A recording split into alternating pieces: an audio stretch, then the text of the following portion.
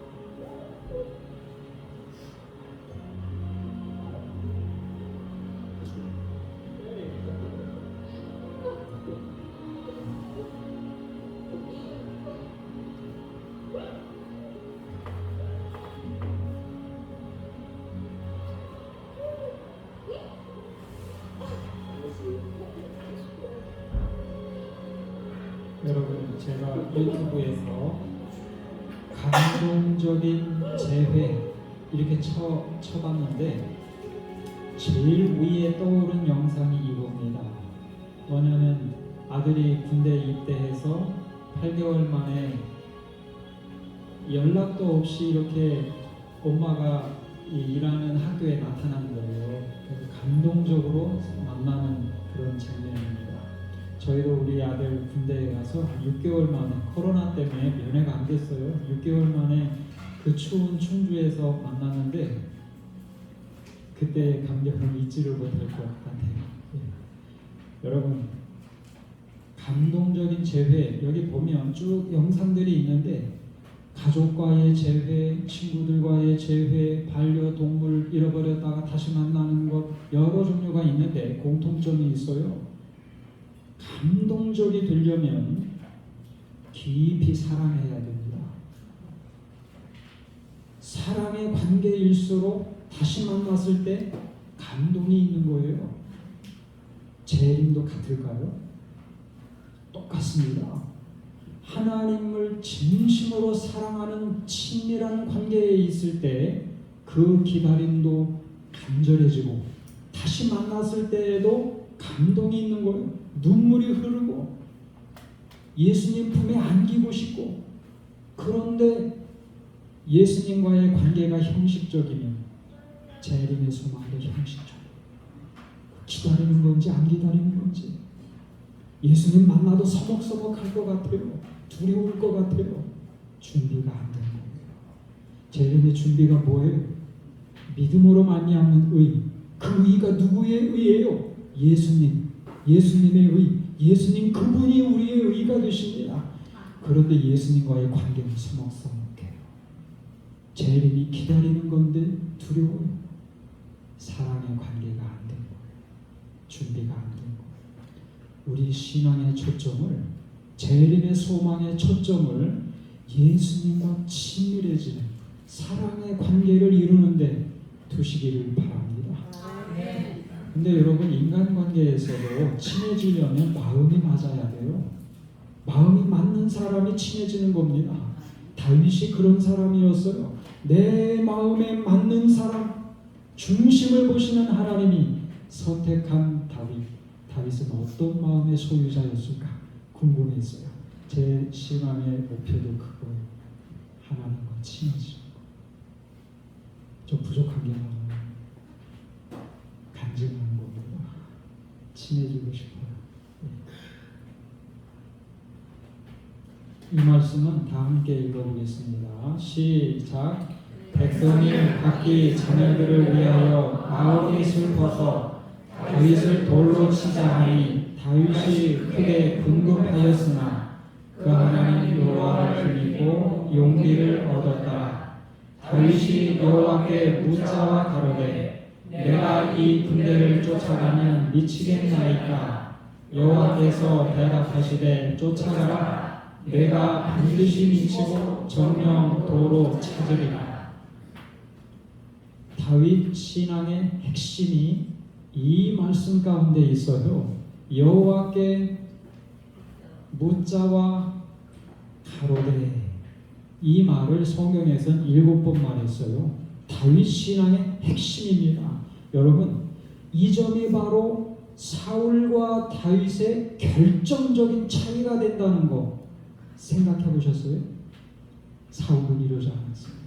하나님이 최소한 사울을 2번은 시험하셨지만 한 번은 블레셋과의 전쟁을 앞두고 하나님의 뜻을 전달하셨어요. 7일만 기다리면 사무엘이 와서 제사를 드려주고 어떻게 행할지를 가르쳐주겠다. 근데 상황이 너무 급박해 보였어요. 조급해서 자기가 그냥 제사를 드렸어요. 하나님의 뜻이 명백하게 전달이 됐는데 자기가 그냥 제사를 드렸어요. 그래서 하나님께서 사울에게 마지막 2번째 기회를 주셨어요. 아말렉 족을 진멸하라. 가축도 한 마리도 살려주지 말라고 전달해 주셨어요. 그런데 사람은 다 죽였는데 가축은 살려놨어요. 욕심 때문에. 하나님의 뜻을 너무나 가볍게 본 거예요. 그리고 자기 욕심으로 행한 겁니다. 오늘 우리도 말씀 볼 때는 은혜 받고 그러는데 생활할 때는 하나님의 뜻과는 너무나 먼 자기의 욕심과 뜻대로 사는 건 아닌가 생각해봐요. 그런데 다윗은 어떻게 젊은 나이에 이렇게 귀중한 신앙의 핵심 여호와께 묻자와 가로되 이 습관을 갖게 되었을까요? 어떻게? 다윗은 젊은 나이, 왕이 되기 전이니까 한 20대였을 텐데 어떻게 그 나이에 여호와께 묻자와 가로되 하나님의 뜻을 묻고 순복하는 습관을 갖게 되었을까요? 실패를 통해서 가진 거예요. 정말 인생의 위기, 젊은 나이에 최고의 위기를 맞잖아요. 이게 늦지막히 맞는 것도 아니고 인생을 시작하자마자 사회생활 하면서 처음으로 인생 최고의 위기를 맞으면서 배운 게 이겁니다. 하나님의 다윗에게 기름을 부으셨어요. 이건 어떤 약속과 같아요? 반드시 왕으로 세워주신다는 하나님의 약속을 받았습니다. 그 말은 뭐냐면 어디로 가든 내가 너를 지켜주시겠다. 반드시 지키고 왕으로 세워주시겠다는 약속과 같은 거예요. 그런데 이 약속을 믿지 못해서 어떻게 했어요? 기어이 사울에게 잡혀 죽을 것 같아 판단해서 약속 믿지 못하고 블레셋으로 도망을 갔어요. 자기 뜻대로, 자기 판단대로. 블레셋 가서도 버림받았어요. 우리가 어떻게 다윗 믿고 전쟁하겠느냐? 다윗은 빼라. 버림받았어요. 그래서 돌아가 보니까 시글락 머물던 성에 가 보니까 이번에는 가족과 재산을 아말렉 족속에게 빼앗겨 버렸어요. 부하들도 어떻게 했어요? 너무나 분노하고 너무나 슬퍼서 부하들도 다윗을 죽이려고 돌을 들었으며 이 세상 믿고 의지할 만한 사람이 단 한 사람도 남아있지 않은 상황이 된 거예요. 그 순간 다윗이 뭐를 뼈저리게 느꼈을까요? 하나님만, 내가 하나님만 의지해야 되겠다. 이스라엘 땅도 떠나보고 블레셋에서도 버림받고 가족과 재산도 다 빼앗기고 믿었던 부하들마저도 돌을 들었을 때 하나님밖에 내 인생에서 믿을 만한 분이 없구나. 그래서 시작한 게 뭐예요? 여호와께 묻자와 가로되. 인생의 가장 위기에서 최고의 소중한 신앙 핵심적인 습관을 깨달았어요. 그리고 이것을 실천했어요.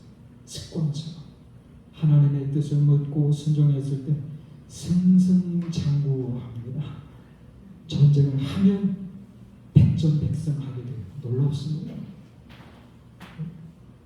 우리도 말씀에 은혜 받는 것 따로, 신앙 생활하는 것 따로 이렇게 하면 하나님의 뜻 가볍게 여기면 사울의 슬픈 결말을 보게 됩니다. 전쟁에서 죽었어요. 아들과 함께 전사했어요. 슬픈 결말. 여기 제가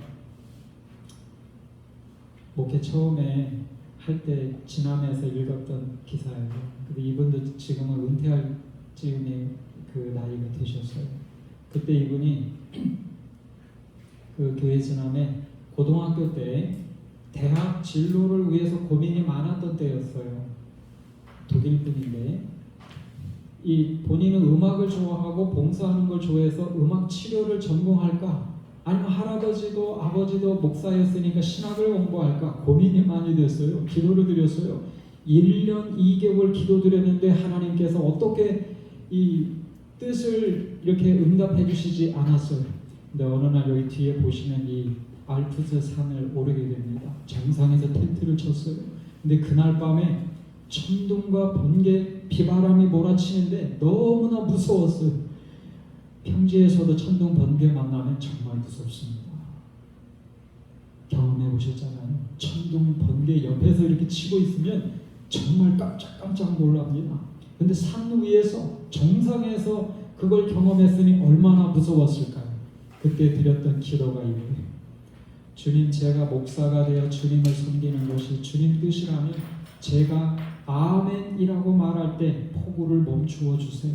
깜짝 놀랐어요. 자기가 이런 기도 드릴 줄은 모른 거예요. 준비하고 드린 기도가 아닙니다. 내가 아멘 하고 기도 마치면 이 폭우를 멈춰주세요. 그랬더니 어떻게 됐어요? 엄청난 고요가 우리의 작은 텐트를 집어삼켰다. 마치 누군가가 스위치를 끈 것처럼 천둥과 번개와 비가 멈추었다. 고도 3000m 알프스 산 위에 누워 방금 무슨 일이 벌어졌는지 깨달았다.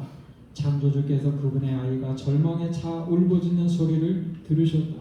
그분은 내 미래에 관심이 있으시고 나에게 행군 명령을 내리셨다. 두 가지 사실이 놀라워요. 하나님께서 한 사람의 기도를 응답해 주시기 위해서 천연 개의 질서를 순식간에 바꾸셨어요. 천둥과 번개를 순식간에 멈추게 하셨어요. 또 한 가지가 놀라워요. 이분은 하나님의 뜻 알기 위해서 1년 2개월을 포기하지 않고 기도를 드리셨어요. 하나님의 응답으로 극적으로 목회의 길을 가게 된 겁니다. 이분은 여러 나라의 선교사로도 봉사하고 대총회 임원으로도 봉사하고 지금은 독일에 계시다고 들었는데 은퇴하셨는지는 모르겠어요. 하나님의 뜻을 구하고 평생 그 뜻을 받들어서 그렇게 사셨어요. 오늘 우리도 다윗이 이게 신앙생활의 핵심이었어요. 이게 다윗의 중심, 하나님 마음에 맞는 사람의 그 마음의 핵심적인 요소가 이거였어요. 우리도 말씀 따로 생활 따로 하면 안 됩니다. 인생의 중요한 순간마다 여호와께 묻자와 가로되 하나님의 뜻이 무엇일까를 고민하셔야 됩니다.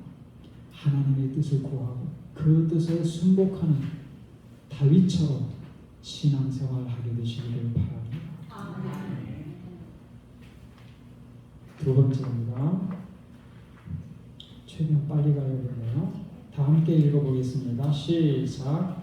자기 사람들에게 이르되 내가 손을 들어 여호와의 기름 부음을 받은 내 줄을 치는 것은 여호와의 금하시는 것이니 그는 여호와의 기름 부음을 받은 자가 됨이니라 하고, 다윗이 이 말로 자기 사람들을 금하여 사울을 행하지 못하게 하니라. 사울이 일어나 굴에서 나가 자기 길을 가니라. 피곤하시죠?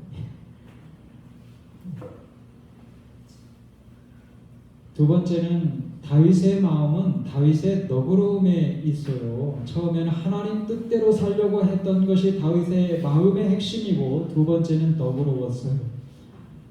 다윗의 너그러움, 이건 부조와 선지자의 제목 그대로 옮긴 겁니다. 거기 보면 다윗의 너그러움 이런 장이 있어요. 너그러웠어요.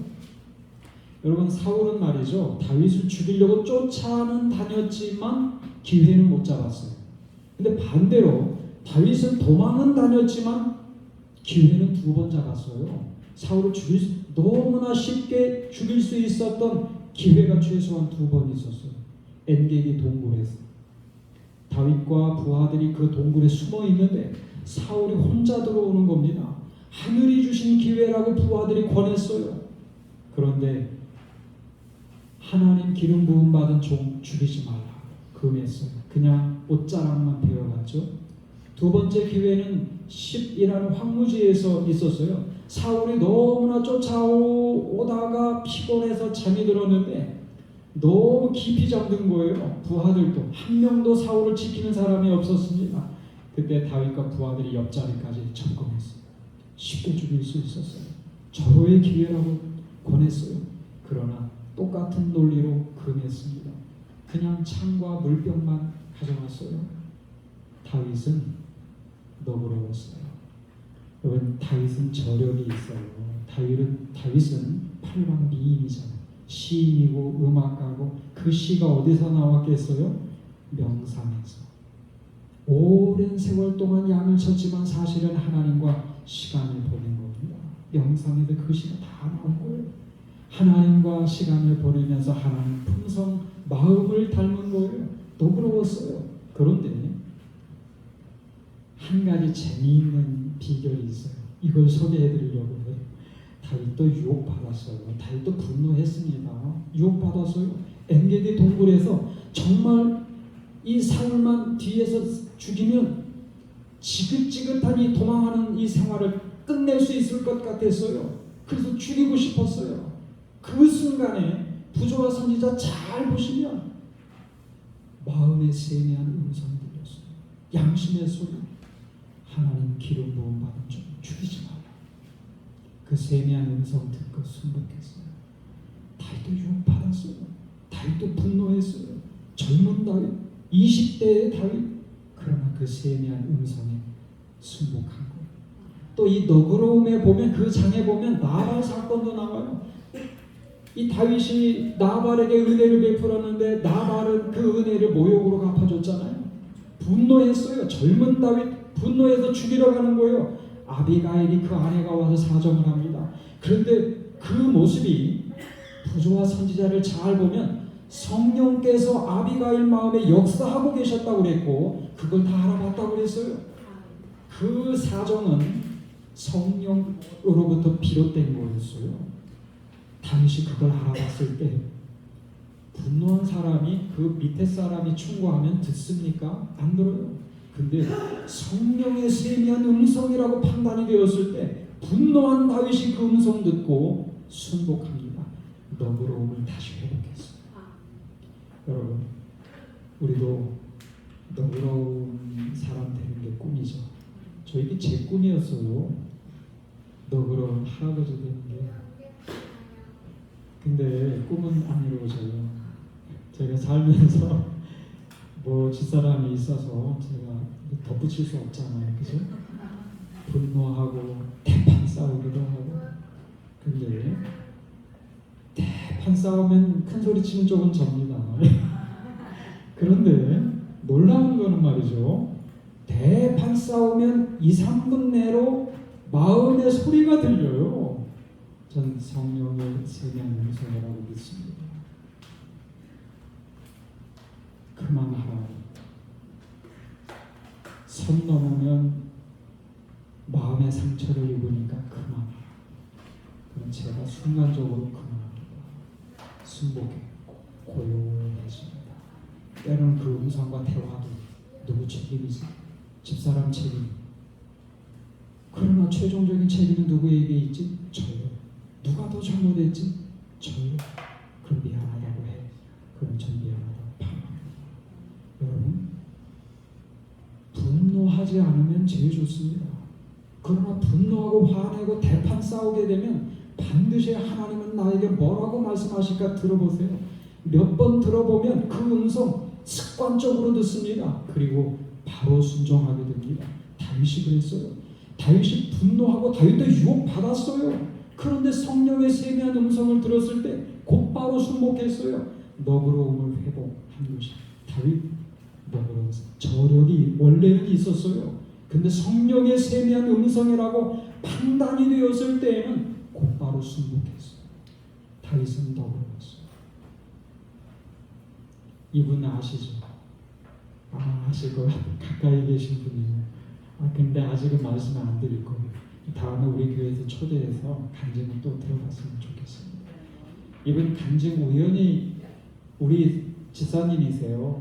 가까운 교회에 계세요. 근데 이분 간증을 우연히 저는 봤어요. 박진숙 지사님. 제목이 절망과 사망의 골짜기에서 살아난 기적 같으니 절망과 사망이 도대체 어떤 경험하셨을까?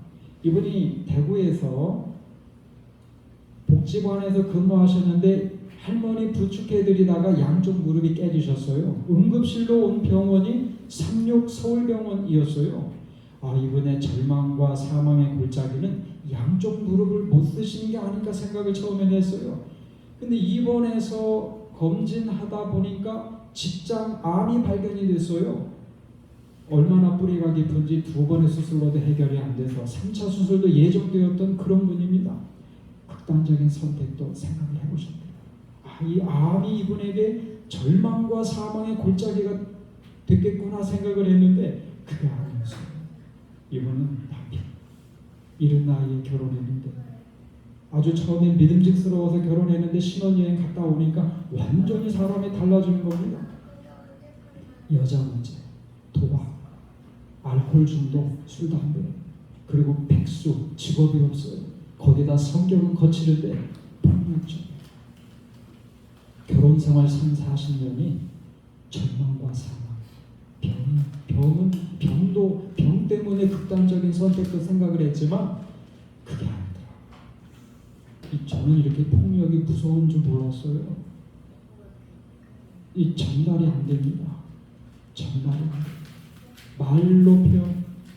이 남편이 얼마나 한 맺힌 말을 했는지 그것도 전달하는 거예요. 이 말 들으면 놀라실 거예요. 전달이 안 돼요. 그런 생활을 30년, 40년. 진짜 절망과 사망 골짜기에 지나가셨더라고요. 근데 이분이 삼육병원에서 이 웃음 치료도 받으시고 새벽 기도에 다니시면서 많이 좋아지셨어요. 그리고 침례도 받으셨어요. 새벽 기도회 하는데 어느 날 이런 음성을 이분도 음성 들으셨어요. 그게 뭐냐? 남도 구원하는데 내 남편도 구원해라. 이런 생각지도 못할 음성을 들은 거예요. 남편 용서가 안 되는데 변화될 것 같지도 않아서 기도도 안 드리는데 근데 이 음성 들으니까 마음이 변화되는 거예요. 남편이 처음으로 불쌍해 보였어요. 내가 나이가 들어서 힘만 빠지면 그때 두고 보자라고 이 남편이 용서가 안 됐는데 남편이 불쌍해 보여요. 용서에 대해서 처음으로 생각해 보기 시작해요. 그리고 대구 교회에 연락을 해서 아직 입원 중이니까 방문도 요청. 교회 다니면 돈 주겠다 약속도 하고 돈 도박을 해야 되잖아요. 여자도 만나야 되고 술 담배 해야 되니까 돈 좋아하니까 교회 나가면 돈 주겠다. 처음엔 정말 나갔어요. 그 다음에 안 나갔어요. 그런 다음에도 나간 척하면서 돈 달라고. 알지만 정말 화가 났지만 알지만 모른 척하고 독해서 보내줬어요. 몇 달 후에 전화가 왔어요. 교회 나가면 준다는 돈 이제 안 보내도 된다. 안 나가는 거 다 알면서도 돈 보내는 거 나도 안다. 너 암 환자잖아. 먹고 싶은 거 사 먹어라. 과일도 사 먹고. 평생 자기만 생각하던 남편이 처음으로 이 암 환자 아내를 생각해 주는 거예요. 바뀐 거예요. 나중에 이분이 이사도 가고 지금은 가까이 있어요. 그리고 교회도 나가고 침례도 받으시고 술 담배 다 끊고 재림연수원도 가시고 그리고 전도도 하시고 바뀌었어요. 여러분 이분이 참 성령 하나님의 음성을 듣고 생각지도 않은 그 남편, 용서가 안 되고 변화도 안 될 것 같은 그 남편, 너그러운 마음을 푸는 거예요. 하나님과 친밀한 사람의 마음의 핵심 중에 하나는 너그러운 마음이에요. 화내기 전에 하나님의 음성을 들으면 좋지만 저희처럼 대판 싸움 난 다음에도 하나님은 나에게 뭐라고 하실까? 처음에 듣기가 어려워서 그렇지 두 번, 세 번 들으면 하나님께서 금방금방 알려주세요. 그러면 승복하시고 너그러운 마음을 회복하게 되시기를 바랍니다. 하나님 마음에 맞았던 사람이라고 소개를 해주신 다윗은 하나님 뜻을 묻고 그것에 순종했고 하나님의 뜻 가볍게 여겼던 사울은 슬픈 종말을 맞았던 것 기억하세요. 사울에게도 너그러웠던 그런 사람이 다윗이었어요. 오늘 이 말씀의 교훈대로 우리가 사셔서 우리도 하나님 마음에 맞는 사람, 하나님과 친밀한 사람, 사랑의 관계를 갖는 성도들이 되시기를 바라면서 마치겠습니다.